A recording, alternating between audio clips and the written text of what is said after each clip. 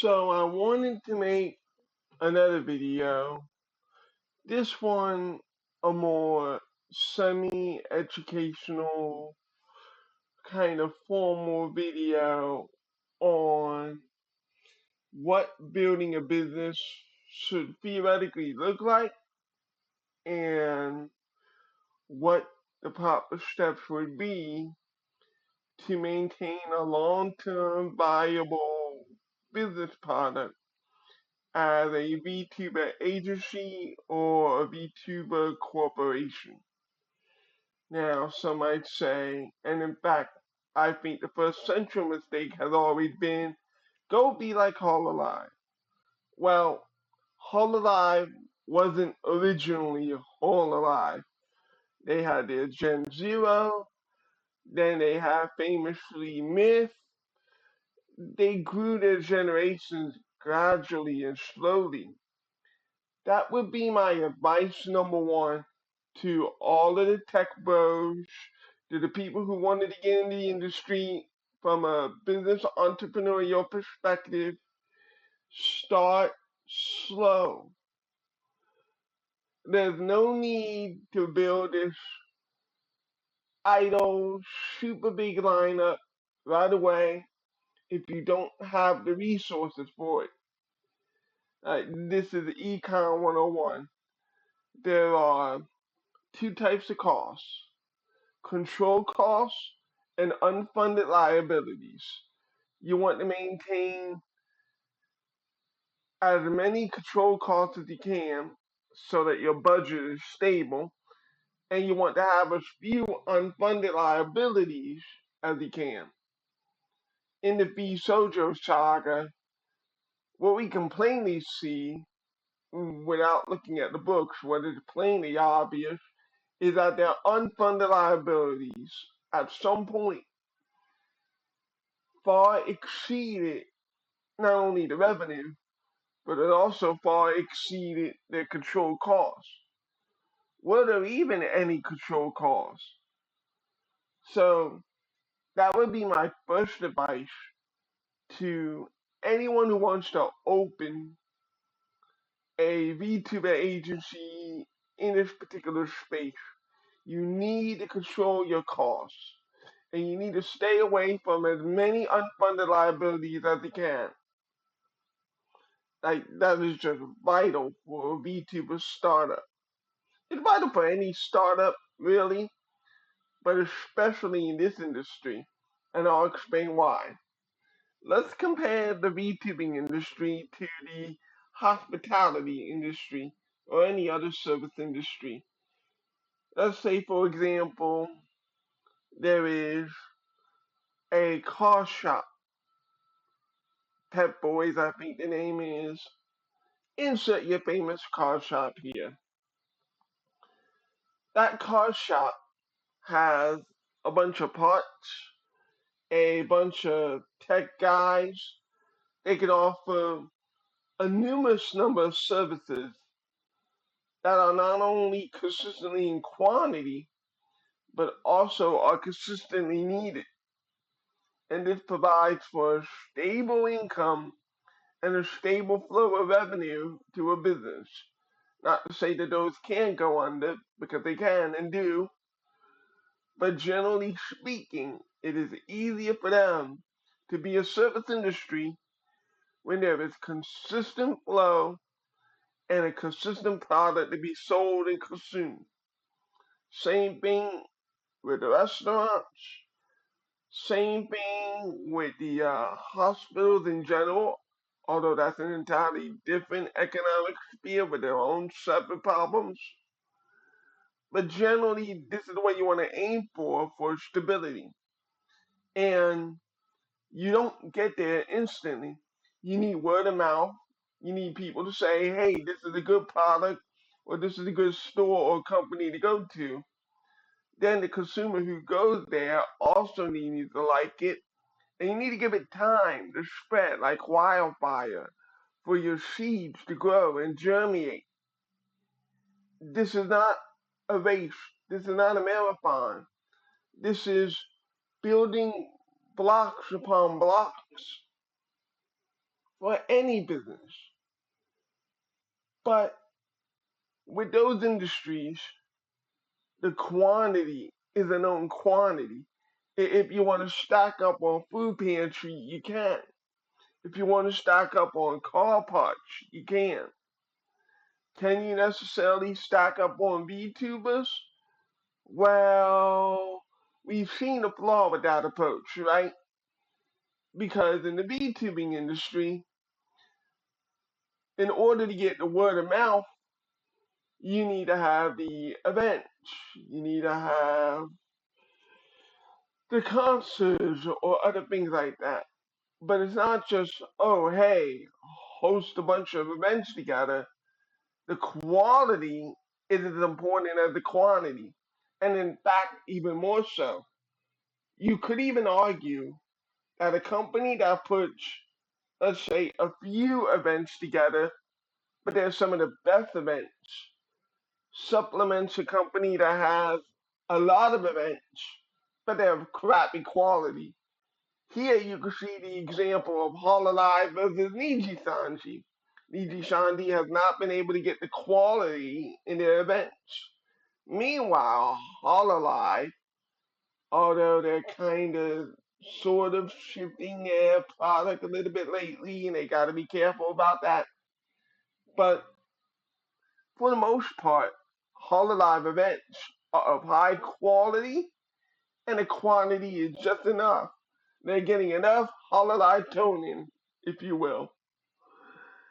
So, in this industry, as far as the necessity of events to spread your marketing and to spread your brand, it's really important for that event to hit. And obviously, there's scuff, and scuff is a part of the fun. So, what does quality really mean in this context? Well, it does mean you have the support for when that scuff arrives. You have, for example, good modeling, good rigging, all that stuff. Although, again, to reiterate what a lot of VTubers have said, you don't have to have the most expensive or expensive model.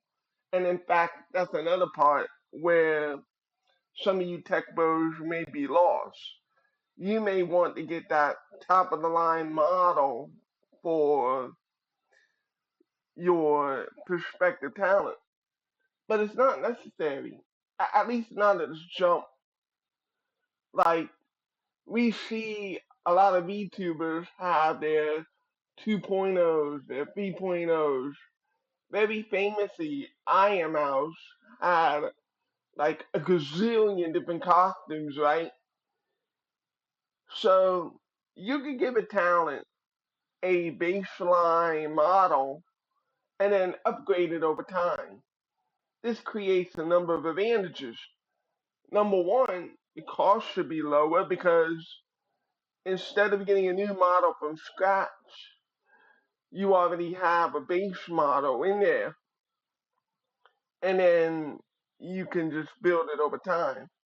And then secondly, the anticipation over new model reveals, new costume reveals, as anticipation, excitement, people join, new subscribers, new viewers, all of that comes from building the anticipation of these new costumes and new models. That would be a more preferable and cost controlled approach than going right in and being like, we need to give you some super awesome model. And from a viewer perspective, if we want these companies to succeed, we also should avoid the Hololive comparison. Oh my god, you remind me of X VTuber here. If we want to avoid future VSojos, let's try not doing that. Let's allow the talent and their VTuber model to grow with time. That is the best way for sustainable long term success. The other thing, as it relates to VTubing being a different industry, is what I was saying earlier. Everyone needs their cars looked at. Everyone needs food. Not everyone needs to watch a VTuber. So, by necessity, our market share pool is going to be smaller than any of these other industries I talked about. And that means that retention is incredibly important, but it also means understanding that there's a finite group for us. Now, do I believe VTubing as an industry can grow? Yeah, although that does come with its own separate issues for us fans and consumers, as we've noted, the whole normie thing. But that's really not for a company to be concerned with. That's for us fans to be concerned with. As far as the company, do I think those normies can get their foot in the door? Yeah. Do I think that it causes a kind of consumer class?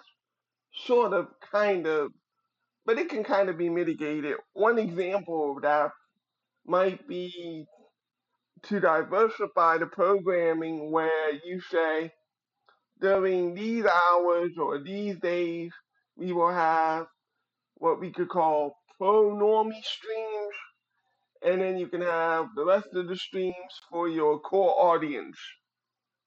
That might be one strategy that could work. But even then, whether it's on your PC or iPhone, or maybe eventually VTubing gets to the point where VTubers are on mainstream television. Maybe it does get to that point, who knows?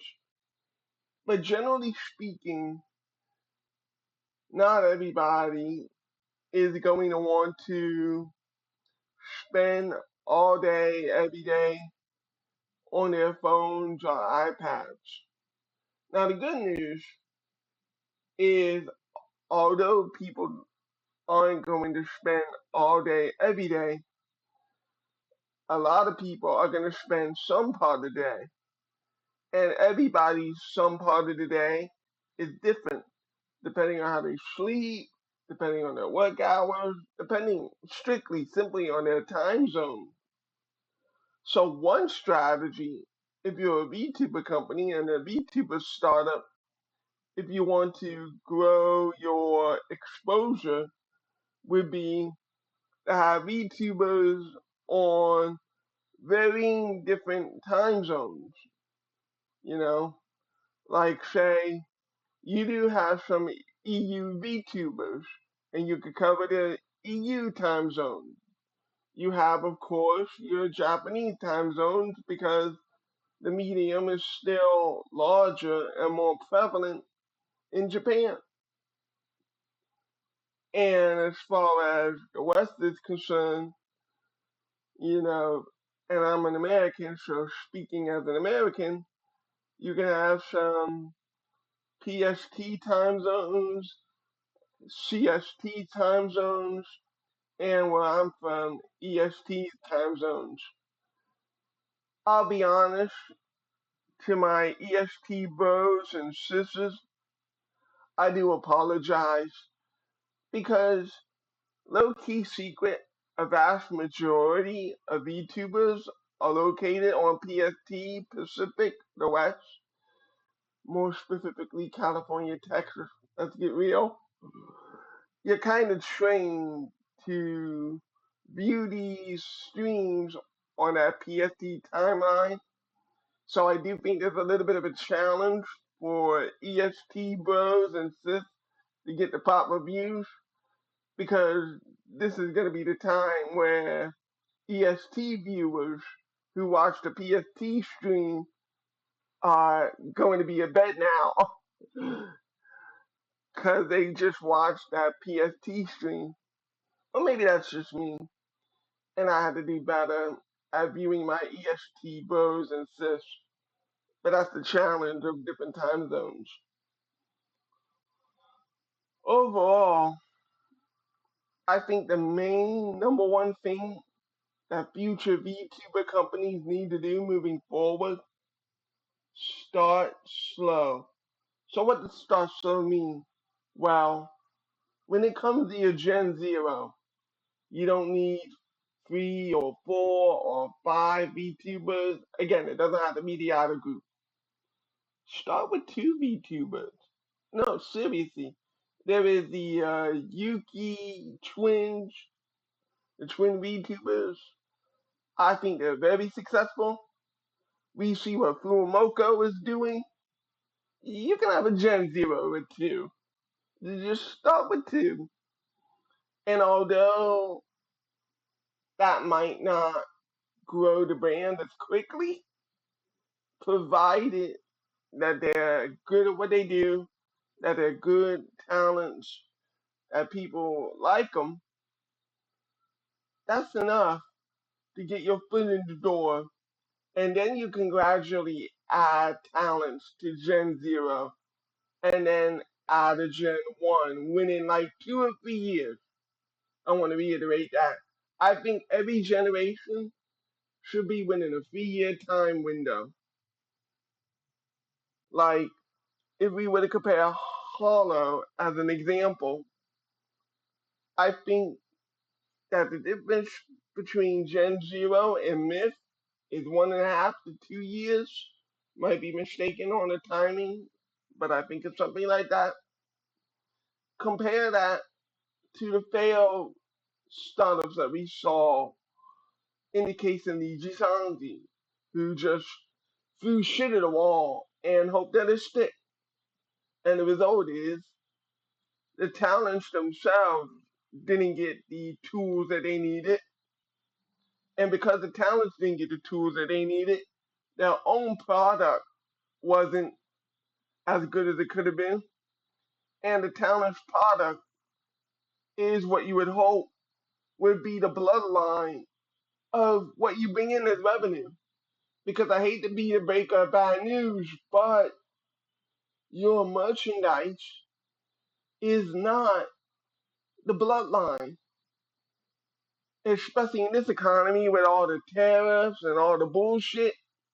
But even before then, I bet merch sales made up about anywhere of 10 to at best 30% of revenue. So at best you can only get 1/3 of your revenue from merch. Because again, unlike with food, where everyone needs food, unlike with the car products, where everyone needs to retune their car, I don't necessarily need a Fukumoto Daki. I just don't. Like, I would love it. I love Fukumoto to death, but I'm just saying. Do I need it? No. And that's the challenge with the VTuber industry. It is an entertainment industry. It is not a necessity. It is a luxury. And to be in a luxury brand of business, you need to understand that you are going to operate at a loss at times, and in fact, at a lot of times. And the other thing about that is that you need to save for a rainy day. The obvious thing that we can see for V Sojo is they did not save for a rainy day. If they did, they wouldn't have had to steal from I Am House's charity. If they had a proper, we're going to separate this money from the money that we're using to maintain the operations. We're going to make sure we have something that's residually growing so that we could cover these overhead costs down the line. That very clearly was not a part of the strategy. Because again, if it were, all of this is avoided. And that's true for any business, and that is Econ 101. That's the first thing you learn about running a business, to save for a rainy day. But as we could see, a lot of VTuber agencies have not done this. Save for a rainy day. Put something to the side to be able to cover your profit margin losses.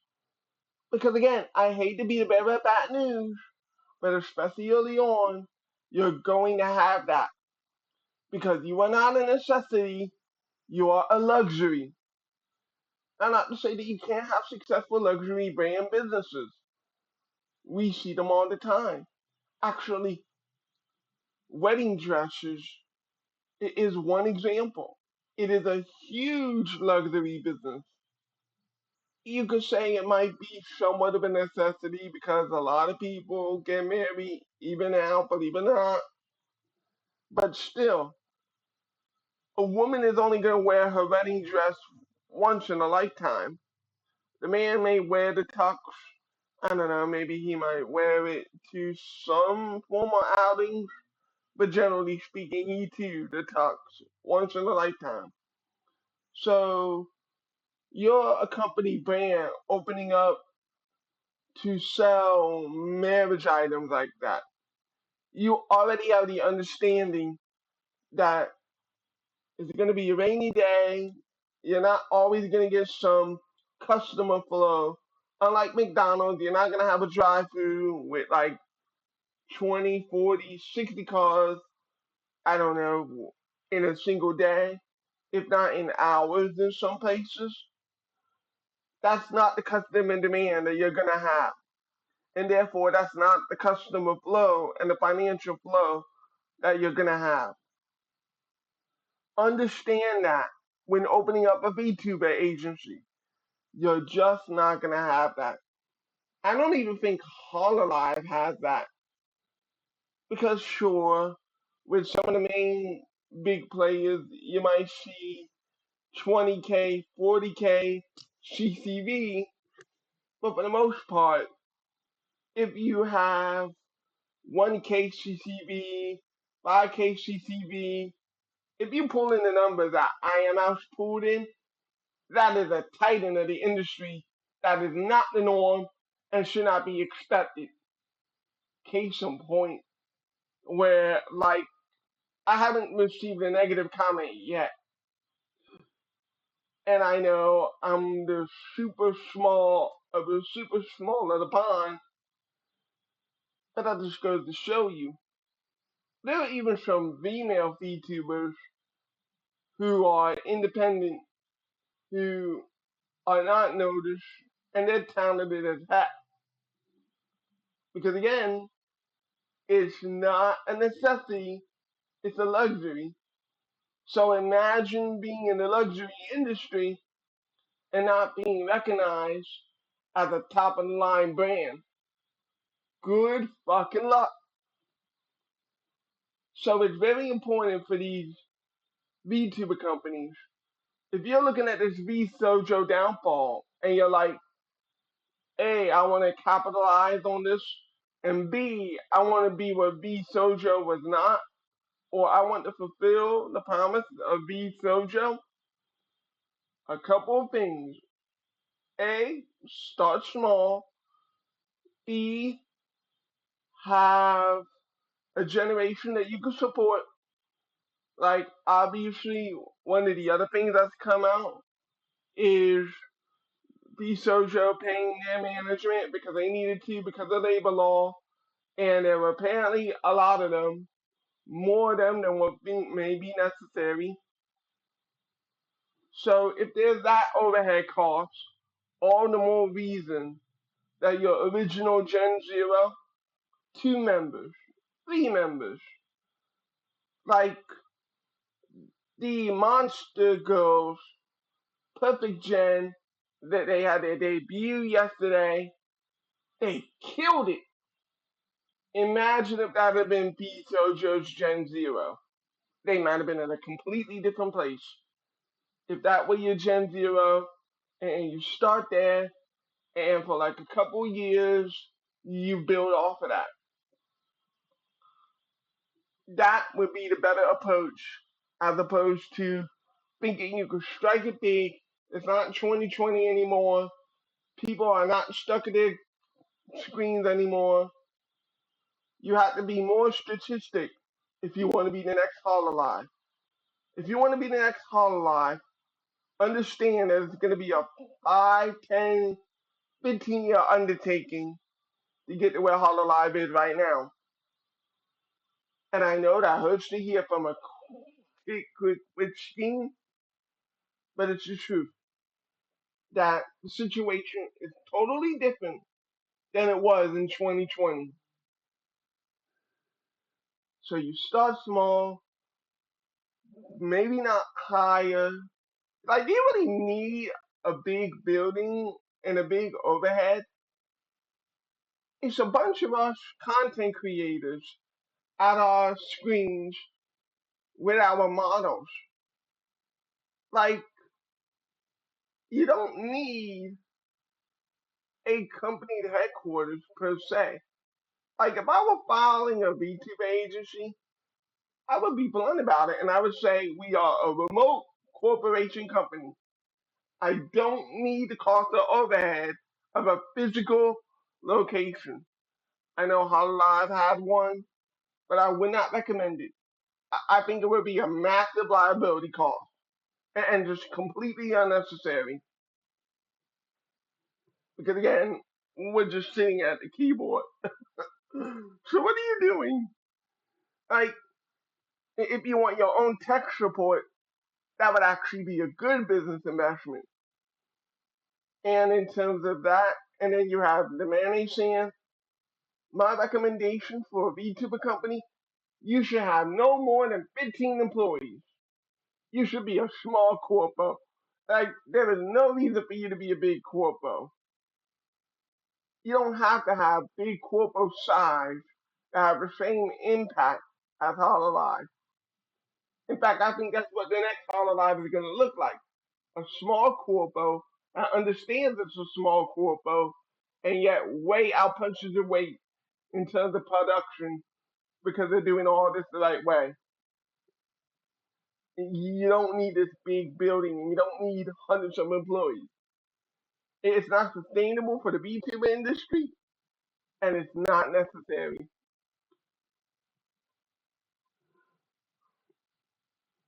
The other thing with that too, let's talk about the IPs, intellectual property. Is the IP valuable to the company? Not necessarily. Like, if you're a business and you're going into this thinking that the VTuber model is where the value lies, first of all, again, take for example myself.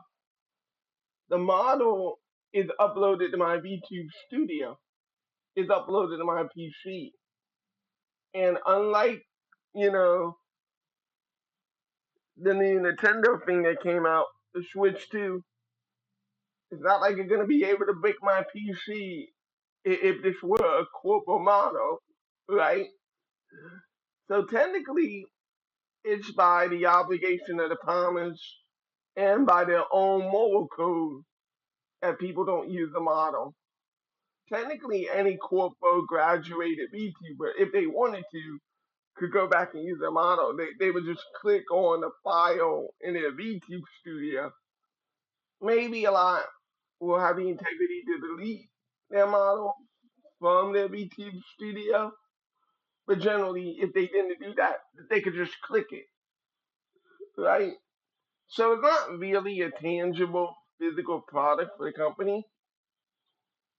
The other thing is, and I would say this to the company, it's not the model itself that is the real IP. Like, if we're gonna be serious about this IP and what this IP really means, it's the merchandising, it's the streams and events. So if you really want to do this IP thing and you're super focused on this IP thing, what you would do with these streams is have a logo, for example, that will say a Fee Sojo logo on every live stream. Because it's the stream itself, it's the VOD itself, that's the actual intellectual property. But here again, I will say that there's a difference from this and the food and service industry, cars, etc. Now, with VODs, like I said, we all have our different timelines, etc. So we may not be able to catch the live, but we're able to catch the VOD. But that being said, not everyone is going to watch the VOD. Not everyone is going to watch the VOD all the time. And more importantly, there may not even be becoming viewers on the VOD. So when it comes to the revenue that's generated by the VOD, it's probably equal to the merchandising. Like when it comes to successful, sustainable finances from a VTuber perspective, it's all the above. I have my merch, I have the content I'm producing, and I also have my collaborations. And in fact, my Kamiyoshi has said something to the effect that the sponsorships are even sometimes, or even most times, way more valuable than the merchandising. So from an IP perspective, it's more important to maintain those connections. So as an example, the Hololive Selentowski incident.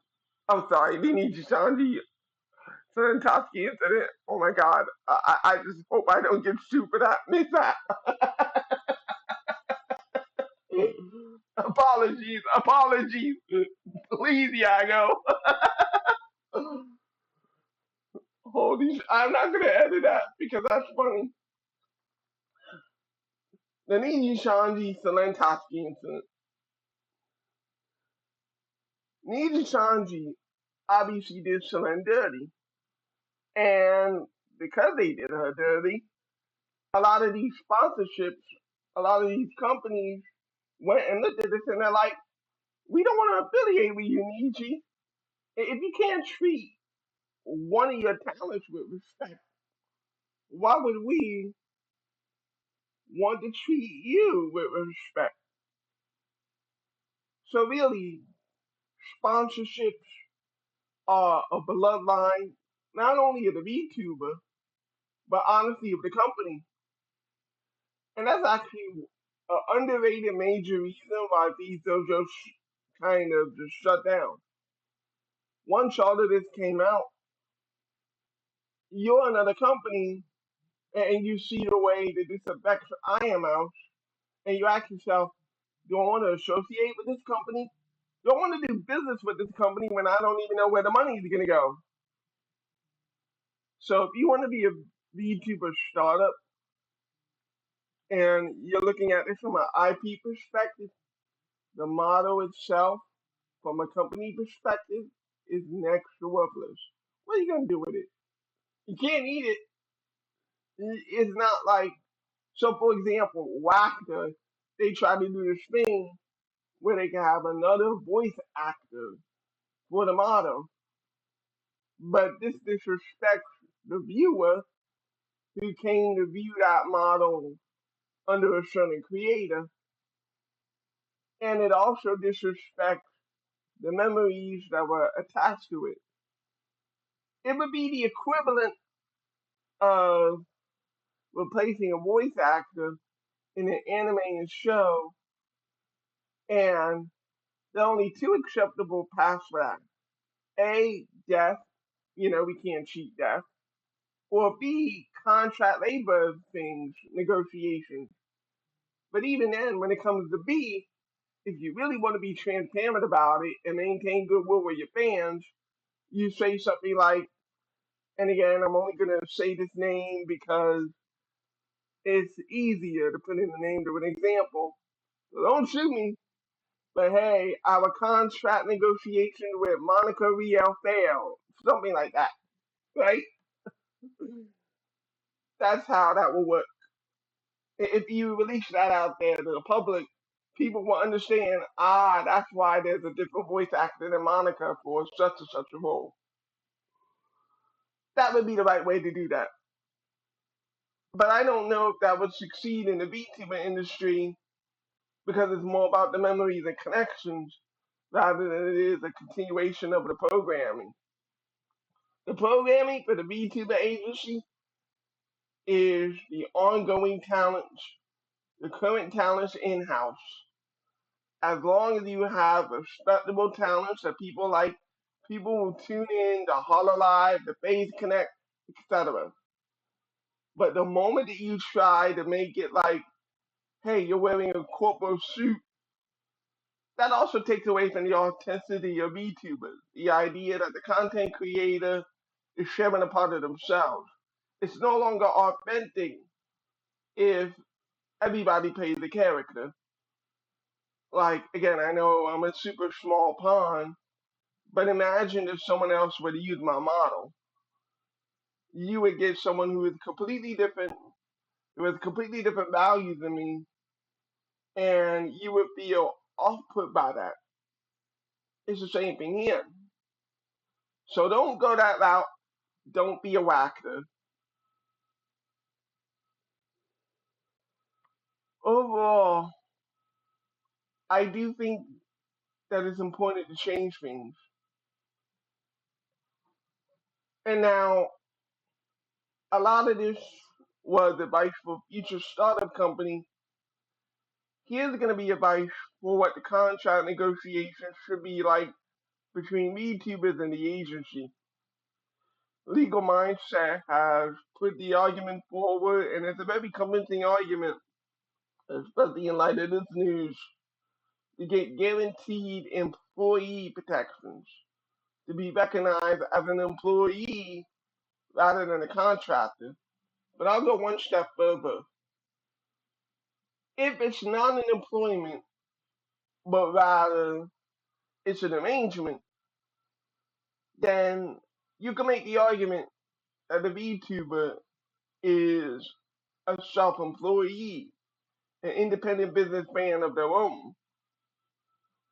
And if we make that argument, then all of the proceeds, all of the funds go directly to the VTuber as they're the one that's making the money.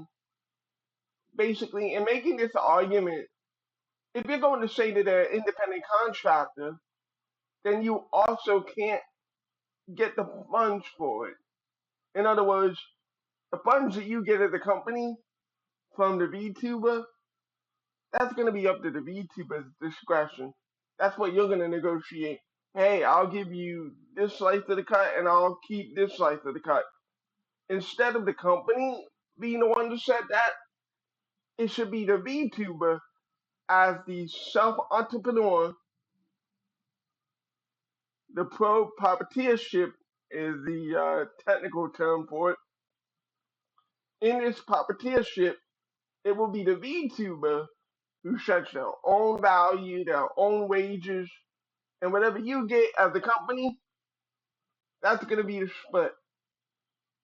That will now be directly the VTuber's control, our control, rather than the other way around. Because it's clearly obvious that trying to have your cake and eat it too, trying to have a traditional model where you, the company, pays us while at the same time actually upholding your obligation to pay us. Clearly, you can't uphold that. So it has to be more, it's an affiliation, it's a proprietorship, but no longer are we going to have a traditional hiring, working for you process, but not treating it with the fairness of an employee. Because again, clearly you can't handle that. So that would be my advice for VTubers to demand in contract negotiations that the funds go to me. All the super chats, all the subscriptions, the merch sales, all of that goes to you. You get your managers to find people who host stores, etc. Essentially, I guess, independent with a brand, as someone pointed out. It's kind of the direction that Dokiba has gone under, and the direction of an Amelie and so forth. But as Amelie alluded to, and famously we know Bow the Whale has gone through, that also leaves you at the risk that some people just might not be ethical with the merchandising and shipping. Spoiler alert, business is a bitch. It's never perfect, because there are people, and some people are just scum. It is what it is. There's never been a way around that. But I think that's the path forward for a lot of VTubers, to be more of an independent business where you are the one who directly gets the funds. Basically, the business obviously can't disperse it evenly or equally. That's become obvious in the wake of this tragedy. How that effectively looks, I personally think it should come down to negotiation to negotiation. Like, it'll look different for every VTuber and for every company, depending on how comfortable they are. Finally, I guess I will touch on the whole NDA business. As far as the non-disclosure agreement is concerned, it's really about what is non-disclosure. There are legitimate things that you're right to not disclose. As an example, I watched Giga's video where she mentioned, hey, people were leaking my models, people were leaking some of those type of things, where when that stuff gets out, go back earlier to the video where I was talking about anticipation and excitement. Leaks ruin that. you know? Like, oh, here's this new model. And now you're the VTuber and you're like, well, shit, here goes that surprise. Although I don't necessarily think it would ruin it because a lot of viewers will still come to the debut, still come to the event and be excited. But it is a little bit of dampering because people now know. So there's that part. That's legitimate non-disclosure. As far as disclosing, for example, company books and stuff like that, I would say generally no. But I do think that one amendment to these NDAs is that talent should be able to talk to themselves. Like, again, as talents, as creators, and as people, as humans, you're individuals at the end of the day. You deserve to be able to talk to your coworker and be like, hey, how's it going for you in this department? What's going down? I don't think that should be a part of NDAs.